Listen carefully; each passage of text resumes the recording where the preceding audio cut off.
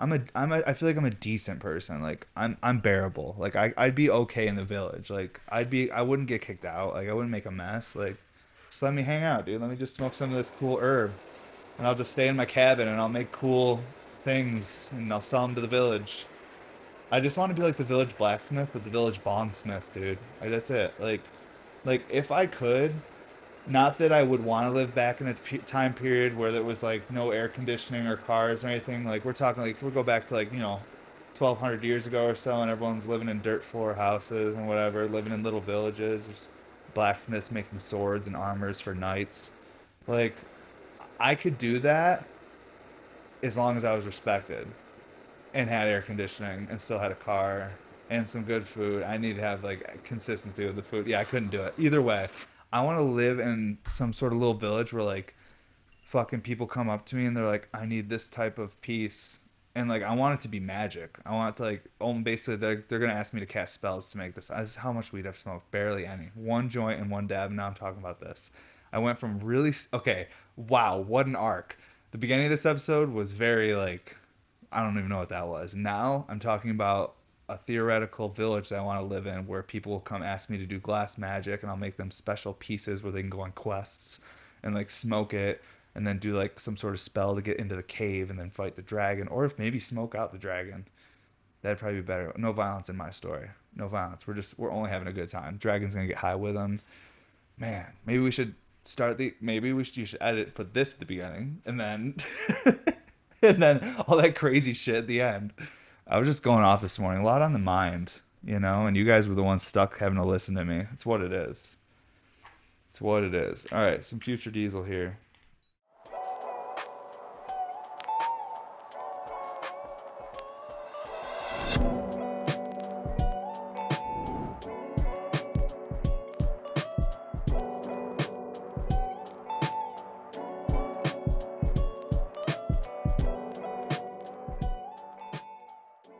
All right,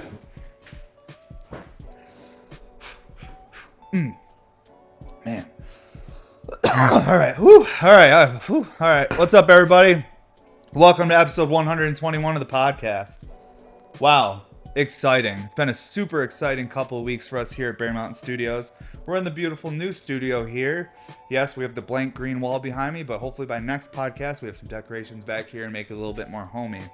Before we get into today's episode, don't forget to sign up for our newsletter at bmsclass.com. That way you can stay up to date on all of our giveaways, our drops, our podcasts, and everything we're doing at Bear Mountain Studios. We do have a Sunday sale coming up. I think it's like it's mid-March, so I think it's next Sunday. So this up drops this Sunday. Next Sunday is a Sunday sale. And then we also do Patreon drops and stuff too, and there's giveaways on Patreon. So if you want to sign up for that as well, it's patreon.com/Bear Mountain Studios. And we have a private Instagram and everything we hang out and do lives on that's connected to that as well. So if you want to join that crew, make sure you sign up. Today's episode, man, I'm going to be venting a little bit. Life's been a bit crazy. I'm not talking about it on social media so much. I'll post it on my podcast because it's longer format and it's not quite as big as my They Did It account, so it doesn't make as many waves, but I'll talk about it on here. Our wonderful local county is now going after the new studio. I called it. I told my wife within three to 4 weeks of us finishing this almost 10-month, 11-month project of building out this new studio that the county would try to shut it down once we were done. And that's what they're trying to do. But we're going to keep fighting for this space and working hard. They forced me out of my home. They forced me to get this new space, and I built it and did a great job, and they're trying to force me out of here too. I don't know why my family's being targeted. But I would assume it's because I smoke too much fire weed. Too much of that fucking dank ass weed, dude. If that's the problem. Artists aren't the problem in society at all. If anything, artists give people new perspective on a world they're living in. If you're in a dark space and you see some beautiful art or something that changes your perspective, art is a perspective changer. It's something we look at and gives us an escape for a moment from the reality that may be dark that we're living in. Artists are not the problem in our communities. I do believe the problem is a bunch of hurt people hurting people. We have old mentalities here in the county I live in. I'm not even going to say the county anymore because last time I said the county got a bunch of emails from people who love and support my brand who are really upset with how they're treating us. And I think it caused more problems for me. But what can you do? We should be allowed to express ourselves and express ourselves to our local service, like people who work within the government, if we're unhappy with the service we're getting from them because they're using our tax dollars to do that service. So we should have the right to complain or express ourselves, even if we're angry. People are allowed to be angry. People are allowed to be upset. There's nothing wrong with that. But unfortunately, um, any sort of emotion or anything I do is looked at is a concern from the people who run all this shit. So yeah, so I'm just gonna like pretty much be pretty vague about everything. But they are coming after the new studio. We hope to keep this bad boy open and keep crushing here. I think that we will be able to keep it open for a while because if they do anything to me, it's gonna take them a few months, and all court shit takes a while. But I'm gonna try to be positive about it and just say that hey, maybe they'll just chill out and leave us alone, or they won't. Either way, like I was saying to my producer prior to starting the camera here, it's like it's crazy that with the state our country's in, with like the dip in tax revenue and around the whole country, people can't afford their property taxes anymore. People can't really afford things anymore. At least people who are homeowners and business owners and stuff. Yet they're going after young entrepreneurial people who are just trying to contribute to our community and build industry and bring jobs. It seems very counterintuitive. It seems like the older people should be encouraging the younger people to start, you know, build companies, bring industry, build jobs, contribute to the local economy. Those seem like key things that you should be encouraging the next young generation to do. Unfortunately, it seems like they're doing the opposite, which I'm like, hey, where's your social security and all this money going to come from when you're old and you can no longer work or contribute and you're sitting in a nursing home? Where's the money going to come from? It's going to come from the younger people. That's how this all works. The young people step up, we pay taxes, we work hard, we build industry so that that money can then take care of our elderly generation, the older people, so they can live the end of their life comfortably. I don't understand the goals here. But maybe, like I said, it's because I smoke medical marijuana. I have a form of epilepsy, so I have a medical marijuana card that helps. Marijuana helps me much more than the Depakote I used to take that made my bones brittle. So it's a lot healthier alternative medicine that seems to work for me. Doesn't work for everyone. Just like alcohol is not for everyone. Just like church isn't for everyone. But we all find something that helps us get through this very challenging life, a little bit more peacefully. So I'm trying to stay positive though. I'm not a victim at all, and I don't feel bad for myself, but I'm definitely worn out. I'm definitely a bit tired, and I'm definitely stressed. But that's, I think, just being a parent in this day and age, and any day and age, and owning a business. If you choose to do difficult things, you're going to face more challenges inherently. It's what happens. So I try to remind myself of that every day when a new challenge comes or a new letter comes in the mail from my local government agency. That you know what, these are challenges that if I choose that I want to go this hard and build a company and build something I'm proud of, the harder you go, the more challenges you're going to face, no matter what. But even when I say that to myself, it doesn't make me feel much better. It's just, it really doesn't. It's crazy. I'll listen to people who are motivators or people who have insight and older people and listen to like people online, like influencers and stuff. And like, I'll get all these tools from different gurus and people, like all these ideas. And I'm like, wow, I have so much knowledge in my head to face the next problem that's going to come my way. And when that problem comes my way, all that goes out the fucking door and I'm freaking out and stressed out. I really think that it's very difficult to take the tools that people who are knowledgeable on how to handle yourself in this world and actually implement them into your life. It's so fucking hard. Because at a primal level, it's fear. When you get things like this happen to you, you fear. You fear because it's affecting your livelihood or the way you take care of your family or the way that you like just your just quality of life in general. So I'm trying to find a way to like learn and listen, but also implement it in my life where it actually helps my day to day. But what can you really do besides continue to push super hard? I mean, I don't want to quit. I don't want to stop. The reason I think me and my wife get so upset when these things keep happening is because we have so much ambition and dreams for Bear Mountain Studios that we don't want some little petty, vindictive person in our local government affecting our growth and our dreams because they couldn't pursue their dreams. That's unfortunately usually the case is when you have someone that's trying to affect your life or your dreams, it's because that's a very sad, petty, vindictive person who the only joy they get out of life is watching everyone else suffer as much as them. It's truly disgusting. The real formula for fixing that and the remedy for it is to find a way to bring peace to even the people who are the most petty and vindictive. Find a way to help those people feel better because them having a bad day, they want to ruin the party for everyone. You know what I mean? Just because they didn't get the present they wanted to get, now they want to fuck up everyone's day. I don't get it. I had those feelings as a little kid, but I grew out of it. I grew up and I realized that there's other people around me and other people matter in their perspective and their feelings. Unfortunately, some adults never learn that. They go through their whole life believing they're right, believing that they are holier than thou, and that anything they do can't even be questioned because if you question it, then you're offending them. Um, what a fucking sad way to live, to not grow and change, to be stuck in your ways. Unfortunately, there's a whole generation of people out there that were the children of people who fought in World War II or Vietnam, and they have this mentality of like, we're America, we're the best, we're the winners, war, war, war. And that mentality, that winner mentality, when all you care about is winning, that means that you're going to hurt everyone around you in order just to win. And at the end of the day, in your head, you're like, I won though, that's all that matters. That's fucked up. If all you care about winning is winning, then it's going to be very difficult for you to grow with your species or with your community because you're going to be the only one at the top. You're going to be all by yourself.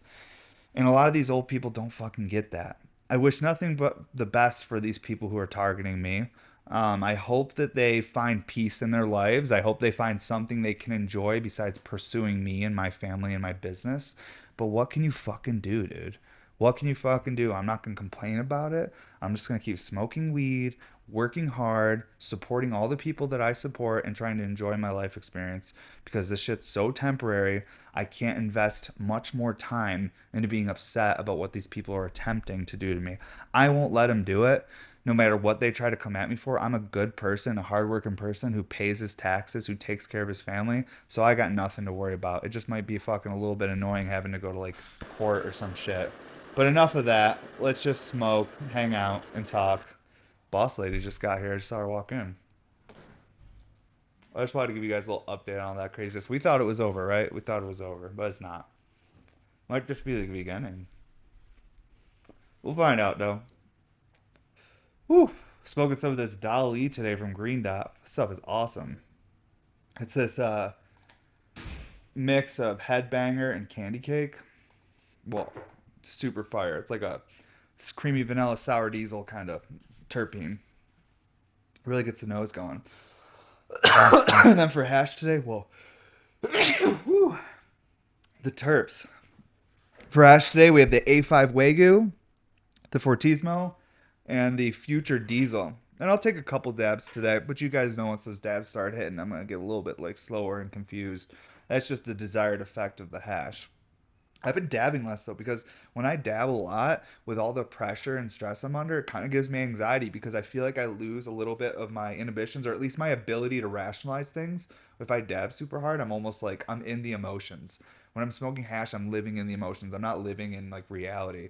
So like if I'm emotionally at the time kind of stressed and feel like I'm under a lot of pressure, like my livelihood is in jeopardy, when I smoke a bunch of hash, then I'm like, oh, I'm freaking out. I'm having panic attacks.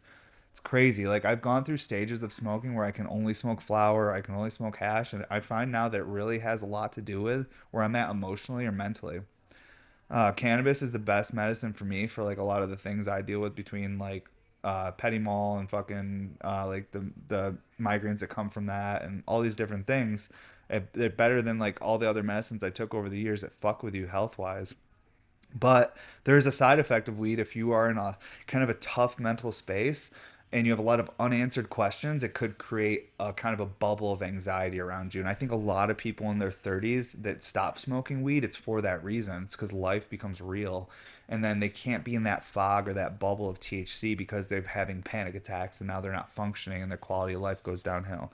But for me, I just love it. I just keep fighting through it. If I'm, I don't, I accept the panic attacks. I'm like, I'm gonna smoke some hash today and have some panic attacks. Fuck it. Like I don't even care, dude. Like I'm just gonna be living. Cause I mean, like I don't like everything is feeling so like primal and raw in my life right now that I'm just like, I just don't care anymore. I don't care what these people want to do to my family. I don't care what they want to do to my business. I'm just like, fuck it. I'm just gonna live today. And if tomorrow you want to fuck me, go for it. Like I don't know what else to do. So I'm going to keep trying to do a good job, and I'm going to keep trying to contribute my everything I can to my community and do everything I can for my neighbors and everyone around me. And if someone wants to fuck me cuz they've got a stick up their ass cuz they don't like me, that's fine. That's their prerogative, but I'm not going to spend any more time just freaking out. I'll talk about things like this, but I'm not going to like usually like sit at home and have panic attacks and sit there just like freaked out, and I can't even enjoy time with my daughter. Like she wants to play and I'm just so stressed out that I can't, because anytime I'm playing with her then I have like I'm like, oh, what if this is gone someday because of this or that? And then like I realize I'm like, all this is gonna be gone someday, dude. In like 10 years she's gonna be too cool for you and want to hang out with her friends and not you. Like, so I have to like, I think I'm trying so hard to hold on to what reality is in the moment and not letting life just go as it is. It's just a flowing stream. You have little to no control over it. You just go with the flow. And that's what I have to be better at. I think as humans, we always try to control things. We try to put everything in a box so it's safe. So we know that it's going to stay that way, and there's some consistency in it that makes us feel safe. Like, oh, it's always like this and everything feels good. And that's why, like, if you get in those spaces where everything's good and comfortable and the same, you might have something as simple as your coffee machine breaks that morning, and it's the worst thing that's happened to you. Your whole life's, this was the coffee I wanted to have, and my day's fucked now, and everything's fucked. That's what happens if you start getting way too comfortable. If you keep yourself a lot more uncomfortable through life, you'll find that most of the challenges that come your way, you realize that is something that's coming from outside your world that you have to push away. It's not something that's happening to you, it's happening for you. That's like one of my favorite sayings with life is life doesn't happen to you. Oh, you didn't get in a car accident, it didn't happen to you. Woe is me. It's like life happens to you, and even the worst situations, they give you an opportunity to see what you're capable of. Doesn't mean it's going to feel good. Doesn't mean it's going to be make you better. All it means is if you face something really hard, am I capable of overcoming this? That doesn't mean you get presents at the end or anything like, or even congratulations. It doesn't even mean people will notice how hard you tried and what you've overcome. Most people will never see the struggles you've overcome. And for you to sit there and try to explain it to someone almost minimizes your struggle, because most of the things we feel that hurt the most of these emotions, when we're unheard, we're not, no one's paying attention to us, people don't care. It's fucking crazy. This is the shit they should teach you in school. I'm not saying that what I'm saying is accurate, but like they should teach people how to manage their emotions and how to manage problems when they come their way. Absolutely, learning math, science, social studies, all these things are important. But what's really important is having a healthy population that's able to manage problems when they come their way, because life is so full of them. It's truly constant. And like I said, the harder you go, the more constant the problems will be. But problems are perspective. Problems can be opportunity. So far, what has happened to me over the last year with my local government and everything, if I look at it big picture, I haven't gone to court yet. I haven't broken any laws. I've complied the whole time. I've built a beautiful new studio and opened up more opportunity for my team and other people that want to join it. It's only net positive right now. The net negative is that emotionally and personally, I feel crushed because I'm overwhelmed and it's a lot. But that's a personal problem. When I look at life and my situation more as a collective and the people around me and what I'm doing, it's a net positive. But that doesn't mean that the net positives aren't always the most painful and distressing things you could go through. You know what I'm saying? Like, it's just you have, as a kid, I used to get so excited for Christmas. You can't sleep Christmas Eve. You're so excited just to wake up and get those presents. As an adult, rarely the best things that happen to you are you sitting there really excited for it to come. Usually it's terrifying. Usually it's life changing. And usually it takes time after this event before you realize that, hey, maybe that was the best thing that had ever happened to me. Perspective is hard to find in the moment. It really is. It's almost impossible to find perspective in the moment, because in the moment, most of the time, we're just reacting on emotions. We're reacting to things that are happening to us. It's so hard to go outside yourself, almost as a third person, just watching what you're going through and saying, hey, I'm going to kind of just witness this. I'm just going to witness what's happening to me and not react. I'm going to absorb it and watch it as if my life is a movie to me. I'm going to live in a third person inside myself and just witness these things happening. And this will be the only way that I can cope with it, because if I feel like it's happening to me and all this is happening in the moment, then I'm going to react as an animal would that's trapped in a cage that has someone trying to poke it and prod it, or that fear. You're going to fight or flight. That's what we're going to react on. So the only way to avoid the fight or flight is to use your superpower as a human, and that's your consciousness, and that's pushing yourself in a third person and watching as a witness. Just witness what's happening to you. Don't react. Just witness it. And then try to understand it. Try to find perspective. Tell that to someone who is fucking on fire though. They'll be like, get me some water, put me out. Like that's how I feel like most people feel when they're going through things. It's like it doesn't feel good when you're really having a hard time and someone walks up. It's like, yeah, man, why don't you just try to like chill out and see it from a different perspective? You're like, fuck you, dude. Like my life is over. Like my shit's fucked up. I've killed myself to get here. Now this is being torn apart. Fuck you. That's why I think if you're having a really hard time, sometimes it's hard to follow people on the internet that are doing really well or really positive because you're like, fuck everyone, fuck this shit. It's fucking hard. Like my shit's torn apart, everyone's still fucking, but that's the victim mentality. You have to avoid that. Once you get in that victim mentality, you can justify the worst thoughts. You can justify the worst ideas. You can get yourself in such a dark place that you can't even recognize yourself anymore when you start believing you're a victim. It's crazy, dude. This is a glass podcast.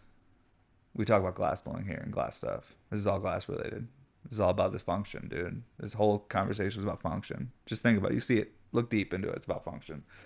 But yeah, man, it's kind of growing up is really it's really eye opening.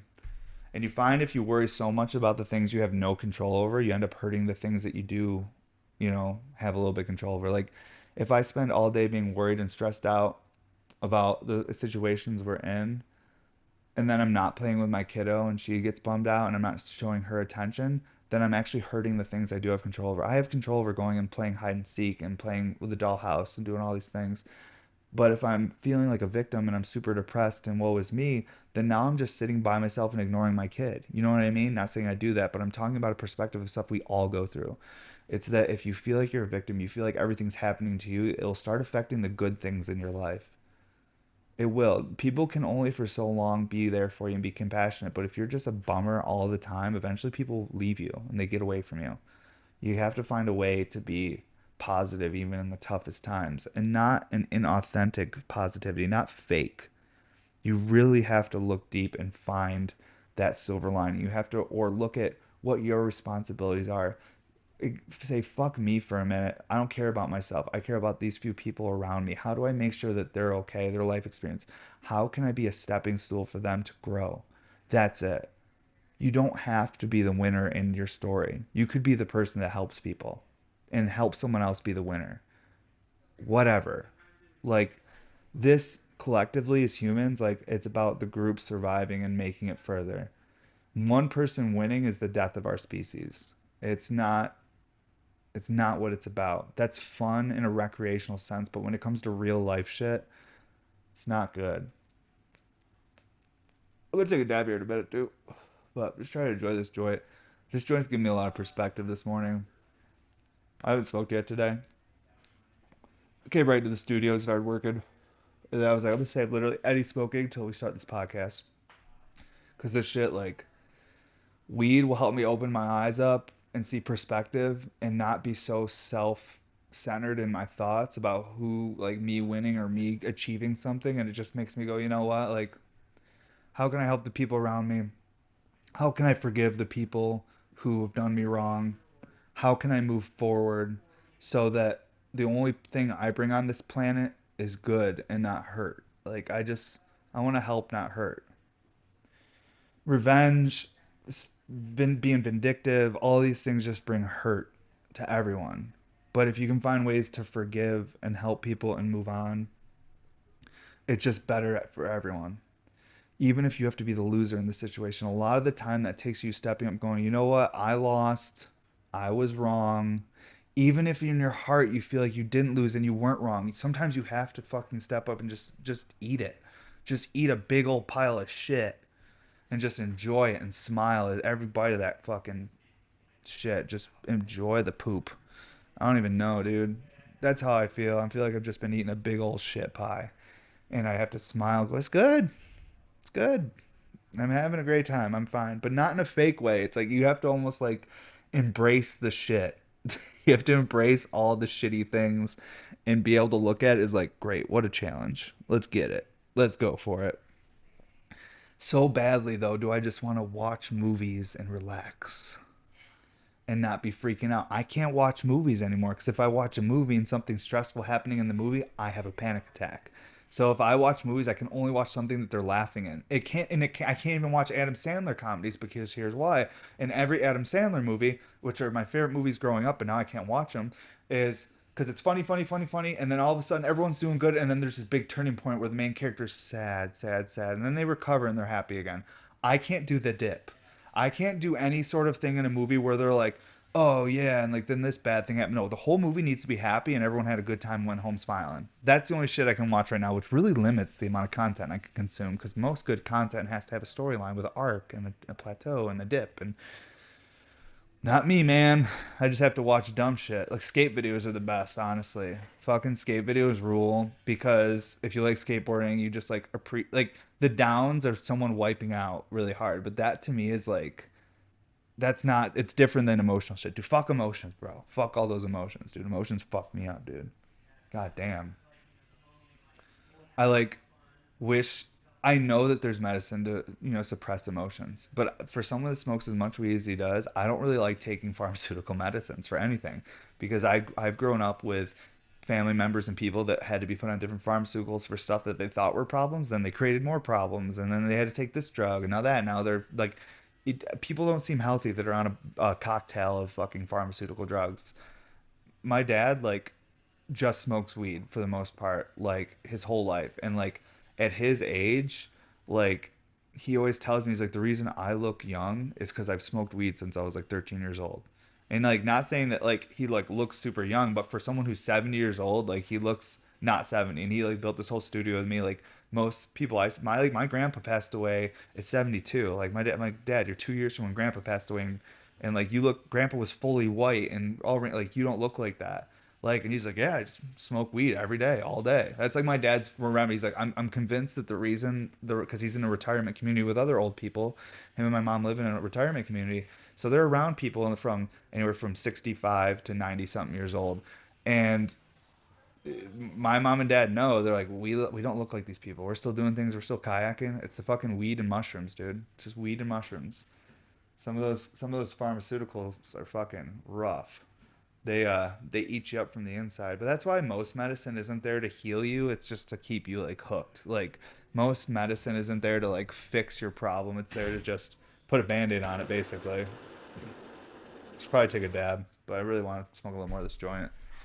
Right now though, here's some fun stuff. We'll even have a thing in the beginning. I will be like fast forward to 25 minutes in, then Evan stops freaking out.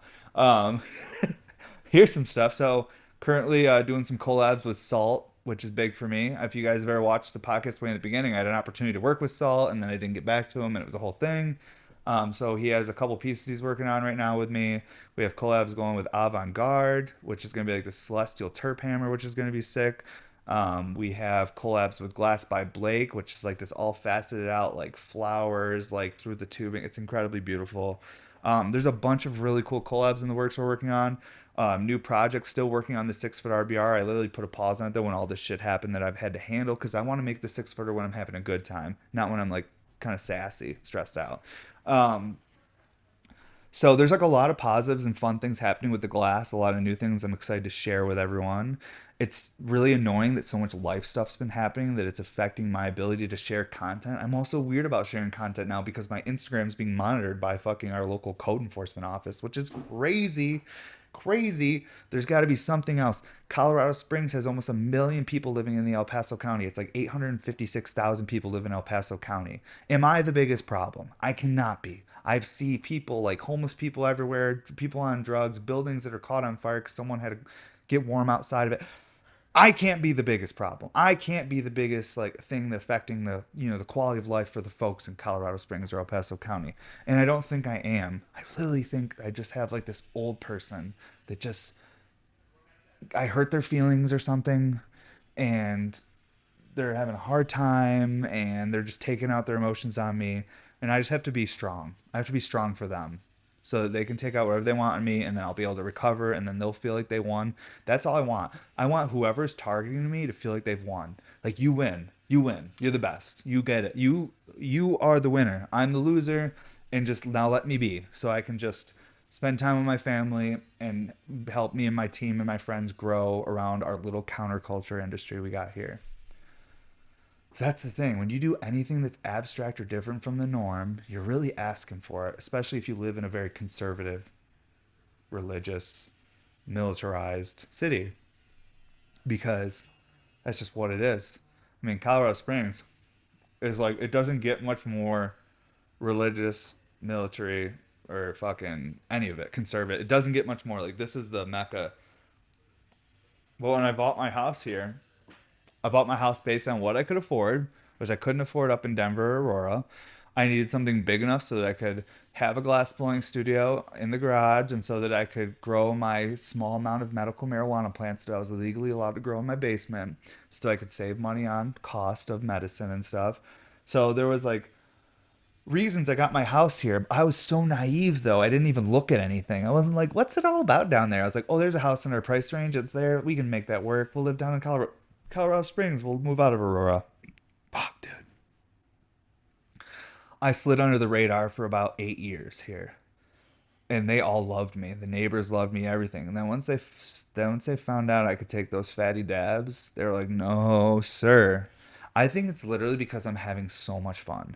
I think that I'm literally living my dream, and I think that infuriates normal people that had to get a government job and just like work some fucking government. You know what I'm saying? Like, I feel for them, but at the same time, leave me the fuck alone. Stop it. You're making me sad. Cut it out. That's how I feel. It's like, God damn it, leave me alone. I just want to make my bing bongs and fucking smoke the fire hash that drops every week and the fire weed at the dispensaries that are legal here. Yeah, I've been worried about like Operation Pipe Dreams 2.0. Like, I'm like, are they gonna try and go after me? Like, and like, not that they really could, but if someone really has a stick up their butt for me, and like this one specific person that's targeting us has a connection, that she was actually in the police department for 20 years, and then she retired and became part of a local government. So I feel like for that reason, like, I don't see why she couldn't, like, if she had some connections, be like, oh, there's this person in town here and they make pipes. But that would be so extreme because of like, yeah, there's also dispensaries in town here, and there's also fucking heroin and meth addicts all over the streets and homeless people everywhere. What are you talking about? Like, I'm smoke every bit of marijuana I smoke. Like, I don't even smoke black market shit anymore. Like, and I should, like, I should be out there buying like my friends shit, but like I buy it from the dispensary. I'm like so uptight about this whole, I want receipts for the stuff I bought. I want to be like, yeah, everything was bought through a licensed dispensary with my medical marijuana card. Everything is in the system and recorded, and I need this my for medicine. It's why I'm a medical marijuana patient. And Paramount Studios doesn't promote people smoking our glass with hash. But on my personal Instagram, I'm going to smoke my glass with hash because it's my medicine. And if I want to take videos of it, that's my prerogative, you know? So, like, I don't think it would go anywhere, because I do have really good lawyers and I have really good everything. But it just, the whole process itself, you know, like, even the process of, like, knocking that down or getting things cleared up, just clearing up the bullshit. Even being on someone's radar, like, it makes me and my wife so uncomfortable that someone monitors my fucking Instagram now. That's a code enforcement agency, has nothing to do with anything, and they'll stop. They probably haven't looked at it in a couple weeks. Like, realistically, they're probably going to be done once I get everything cleared up, and after about 6 months, they won't even be looking at it anymore. Because, like, let's be clear, we were able to work at my home. They shut us down in April of 2022. We were able to work until February of 2023 before we had another violation or anything. So they must not have been monitoring my Instagram that close. They only monitor it when I get reports. It all stems from my neighbor. Whenever my neighbor reports me for something at my home, it opens up a can of worms for everything I'm doing. You know what I'm saying? So that's why. It's because we were so low key for a while, and I had this one fan that was going out in the end of January. This one fan in my studio that kept turning on and off because it was overheating, and that on and off motion got the report called on me because it was changing the white noise. It would be like, no, like, they don't notice the fan unless it's being turned to on and off, because then it's changing that little hum. You know what I'm saying? Um, so yeah. So that's my point, is I think they won't be monitoring me after a couple months because there's a lot of shit happening in the Springs. They were so busy they couldn't even get back to us. Code enforcement's never gotten back to us. We're dealing with like regional building and lawyers now. It's like a whole it's everything's changed. So like I'm trying like on a positive note, I got this shit. I'm gonna get it all figured out. It's gonna be a funny story in 10 years. You know what I mean? It's gonna be like, oh, this happened. Hopefully, it's a funny story. Like, yeah, we were forced out of our home, and then we had to expand, and then it actually was the best thing that ever happened. In Bear Mountain, I was able to start going to bed and take weekends off. I didn't have to work 100 hours a week. Like maybe that's what this will lead to. I hope so, because I love as much as I love working and I'm obsessed with glass blowing. Like if you have kids and a wife and stuff, it's you can't work 100 hours a week your whole life. You will not see your family, and you'll hurt your family. So yeah, that's why this is all for the best. Change is good, but how the change happened wasn't fun. Wasn't fun at all. And I feel like a broken record because the last year, this is what the podcast has been. It's been me just talking about us getting in the new studio and building the new studio, and then talking about other things with like code enforcement, and then other episodes where I talk about like bullshit stuff that's happening in the glass industry, like social shit, and you know what I mean, like we used to fucking just do dumb dab videos on here with big ass pipes and have like guests and stuff. I want to get back to that, but people need to leave me a fuck alone so I can, or I need to toughen up. I got to toughen up a little bit and be able to ignore the bullshit and just do my normal thing, which I'm working on. I think I'm getting better at that, but like anything, conditioning. I got to keep conditioning, dude. It takes time. Take a dab here. Gonna take a dab of some, I think the A5 Wagyu. That's some of that beef terp. I don't even really get beef terp. To me, it's like this like savory, like buttery gas. Yeah, dude. I don't know, like, and we're not filming at the home studio anymore just because, you know, I don't want them to be like, oh, you can't even film a podcast at your house. Like, I don't know what I'm even allowed to do in my house anymore. I think you're only allowed to shit, eat, and sleep in there. Like, because, like I've said in other episodes, I'm not the only person they're going after. They're going after anyone that started a business during the pandemic and makes shit in their garage. If you're making cabinets or birdhouses or you're doing stained glass or soldering or welding, anything you're doing, they're coming after you in El Paso County. What a weird way to spend our money. What a weird way to spend our money. This is why I truly think that the young people, if the next group or generation to get in there, it might take my kids' generation to really fix it. But I feel like a lot of things could be spent in different ways that would truly just make life better. The problem is there's small groups that want to control all the wealth. They want all the wealth to go upward. That's what the whole pandemic was. It was a transfer of wealth. That's what every major war, everything. It's all. I'm not saying these things are planned or they're done by some secret group. I'm saying that anytime something big happens that changes the world, it's a transfer of wealth because the folks with money are much more prepared for the end of the world, and the folks without money have to pay a premium for everything, and they get drained way faster. And when you're getting drained of money, it's going upward. It's going into someone else's pocket that is more prepared than you higher up. That's a problem. I know that's a game. I know that's part of the game. That's capitalism. That's why there's some winners and there's some losers. But before we go out and play games, we should focus much more on quality of life. And I know that that's a very vague way of trying to cover a very complex problem. But really, I mean, come on. There's so much that can be fixed with just some simple things of people not wanting to make so much profit. You know? It's like you don't need like what why do you need all the money?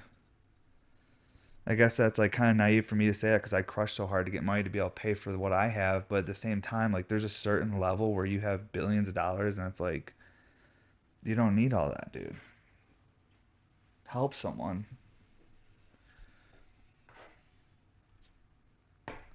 That's what I want to do someday if I have fucking a lot of money. I want my legacy to be just helping people. I want to be remembered for helping people. That's a that's what most people's goals should be when you have money is like be remembered for helping people.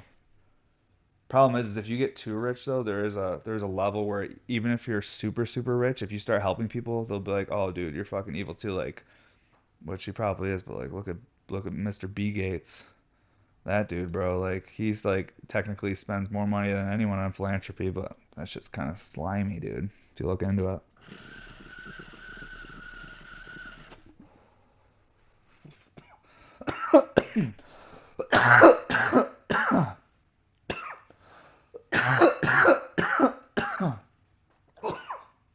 Well, I haven't had a dab in a few days. Been predominantly smoking flower. So like I said, the dabs they get me going. They get me thinking. They get me emotional. Not like crying emotional, but like crazy emotional. Where I'm like, fuck, dude, they're coming after me. What if I can't do this? What if this happens? I ain't doing that shit today though, because I got a lot going on today. I have a new glass blower coming in today to do a trial run, because our boy Mike C's been out for a bit because his kiddo was just born. And when you have a kiddo first born, I mean, you if you really want to do a really good job, you kind of like really have to be there in the beginning. It's because it's so much work on you and your partner. It's just a lot. Like you just need to help each other. And so we were like, dude, take your time. But I think you might come back in the next couple of days just for a little bit here and there. But I'm still trying to get another person in here to help with color because I need color. I'm eating through color so quick. And the new bloopers I'm doing use like a lot more color. And like I have other new pieces I'm working on and I need more color for those. And it's just, I need more fucking color. So I need someone else in here doing that. And Cormac is starting to learn how to do like little bubblers and stuff. Like he's done a few like test run ones and they're looking really good for his first ones. And then this new guy I have starting is going to team up with me and Cormac. The three of us are going to work on like a flower line, like straight tubes with like dry ash catchers and stuff, but like really affordable. Like I want the tubes to be sub 300 with color on them, and then have accessories that you can get on the website, your choice of it. You can pick like dry ash catcher drop downs, like all stuff like that. So probably in the next 2 months, you guys are gonna start seeing the flower line pop up in really small quantities, and then hopefully by the end of the year, we can start having like all the stuff available from like dry catchers. You can go on our site and be like, okay, I want to get a dry catcher that matches. Like, say you get your straight tube 1 week, and you have like an Atlantis lip wrap and foot, and you're like, okay, sick, I got this in. Maybe like a few weeks later, you're feeling you had a good week, made a little extra money. You're like, you know what, I'm gonna go on BMS.com and order myself the fucking matching ash catcher, and have that ability to order the ash catcher and not have to like wait as long. Another thing too is like Cassie's working on this is when you buy an RBR, whatever you buy, having different options for the cap. So if you don't want the bubble cap, you can pick a spinner cap for an extra like $60, or you can pick a slurper set with opal in it, like to match your piece at checkout. That way, if like you're like, I don't use a bubble cap, I want like a spinner, or I don't use that, I use a Slurpee, I want a Slurpee set, and that way you can have the matching stuff for your piece much easier.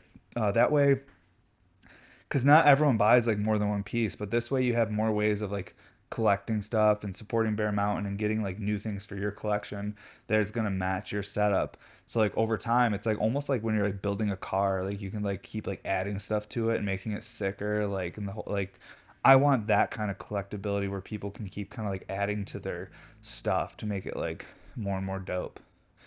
This is kind of a crazy thing I want to do, and I don't know how I would do it, but I eventually want to have like a tier on Patreon where like if you sign up for that tier every month you get a piece of glass in the mail, but all these pieces of glass connect together, and after 12 months it builds a whole piece.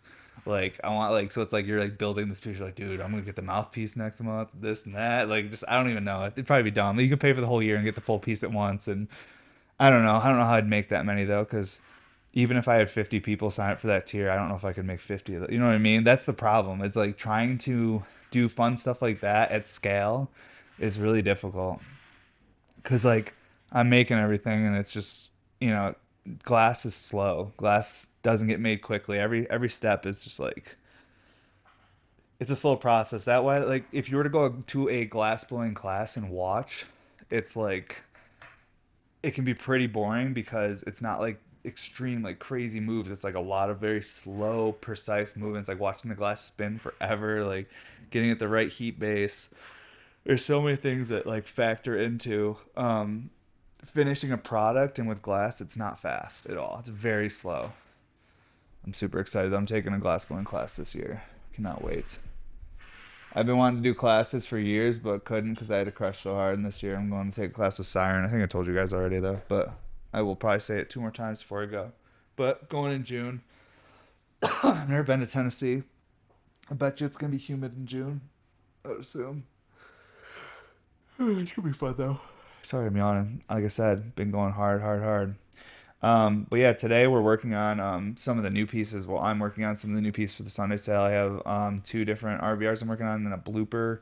I have a new blooper design too that's like a bloop tower. It's like this kind of this weird thing, and it kind of takes components from the pump station, if you guys remember that from last year, and incorporates it into like a blooper that stacks kind of like it's like off like the way it's stacked. It's like I don't know. I'll fucking show you guys. God damn it, I'm so bad at explaining glass because glass is already, even if I showed you a drawing, it's flat on a piece of paper. It's gonna look so different when it's actually shaped out and it's three-dimensional. um yeah, we live in a three-dimensional world, right, Aja? We don't live in 4D, right? No, we're not fourth dimensional beings, not yet. Soon, someday, with enough hash we can become fourth dimensional beings.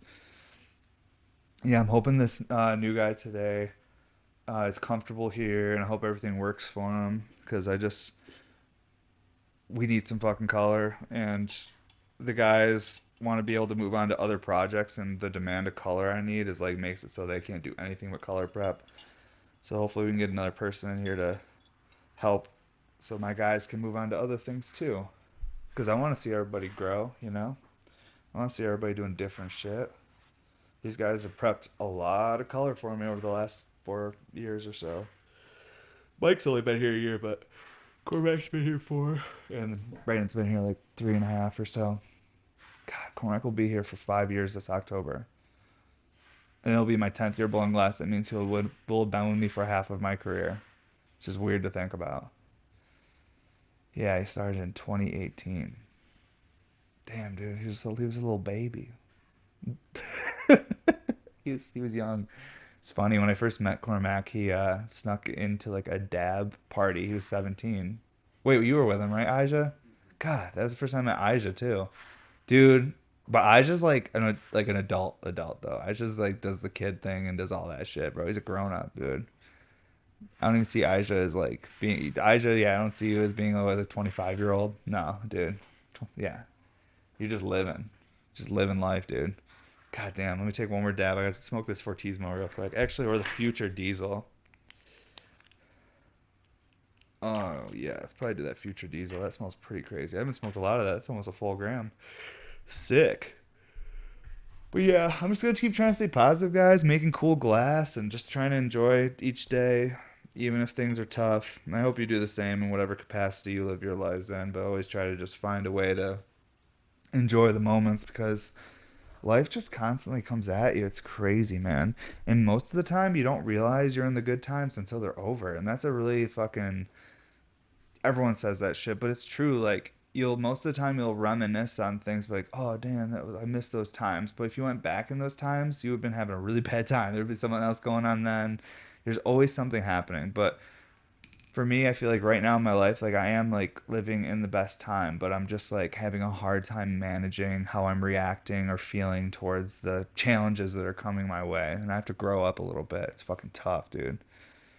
It's tough. I wish the code enforcement people could just listen to me talk as a person and not just see the Instagram dad videos, dude. You know, cuz fuck, man, like I feel like I'm a decent person. Like I'm bearable. Like I'd be okay in the village. Like I wouldn't get kicked out. Like I wouldn't make a mess. Like just let me hang out, dude. Let me just smoke some of this cool herb, and I'll just stay in my cabin and I'll make cool things and I'll sell them to the village.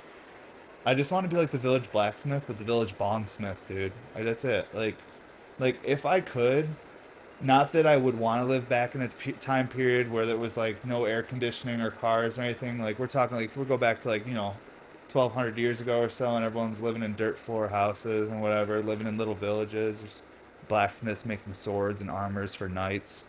Like I could do that as long as I was respected and had air conditioning and still had a car and some good food. I need to have like consistency with the food. Yeah, I couldn't do it. Either way, I want to live in some sort of little village where like fucking people come up to me and they're like, I need this type of piece. And like I want it to be magic. I want it to like basically they're gonna ask me to cast spells to make this. This is how much weed I've smoked. Barely any. One joint and one dab, and now I'm talking about this. I went from okay, wow, what an arc. The beginning of this episode was very like, I don't even know what that was. Now I'm talking about a theoretical village that I want to live in where people will come ask me to do glass magic and I'll make them special pieces where they can go on quests and like smoke it and then do like some sort of spell to get into the cave and then fight the dragon, or if maybe smoke out the dragon. That'd probably be better. No violence in my story. No violence. We're only having a good time. Dragon's gonna get high with them. Man, maybe we should you should edit, put this at the beginning, and then and then all that crazy shit at the end. I was just going off this morning. A lot on the mind, you know, and you guys were the ones stuck having to listen to me. It's what it is. It's what it is. All right, some future diesel here.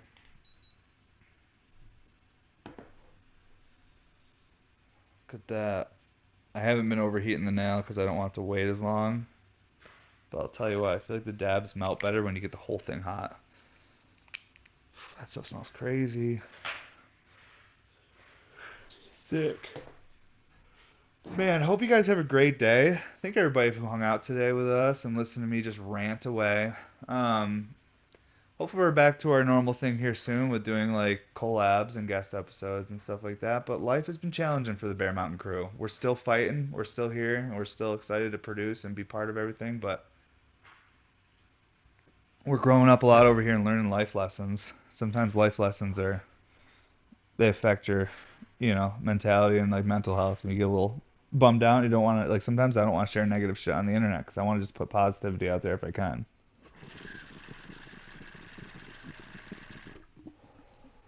Like, oh shit. Oh god.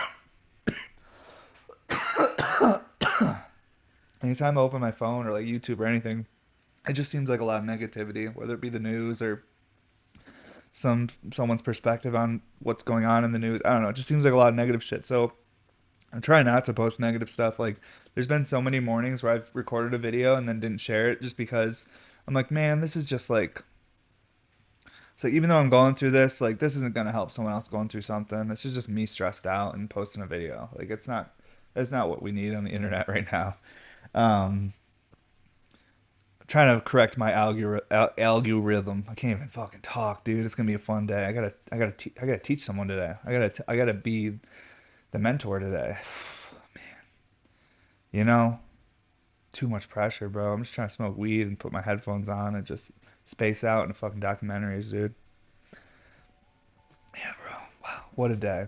But yeah, don't forget to check out our website, bmsclass.com. Sign up for that newsletter. It's going to be the best way to actually see when drops are happening because Instagram sucks. It really doesn't work great anymore. Even for the biggest people, they're just struggling. It's a tough app to use. So sign up for that newsletter. It's going to be the best way to find out about everything we're doing without having to rely on an algorithm to see posts. And like I said, we have the Patreon at patreon.com/Bearmount Studios. Check that out too if you want extra drops. We do monthly giveaways. I gave away 5 pieces last month. Like, people literally, like, there's multiple winners that have never been able to get a Bear Mountain piece because they just don't have the funds to get one, and they're winning them on there for, like $5 a month. They're winning pieces, or they're getting a piece and reselling it and walking away with money. So check that out. And yeah, hope you guys have a great day. Anyone that made it this far, thanks for listening to me rant. I feel better. Talked about things. That's what you gotta do. Sometimes you just gotta talk about shit. Got through it. And appreciate everyone that supports us. I hope you guys have a great day, and hope to see you next time. Thanks up.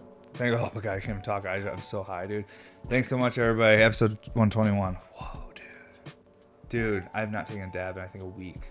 I don't even know. Dude, dabs are fucking crazy, bro. Dude. Whoa.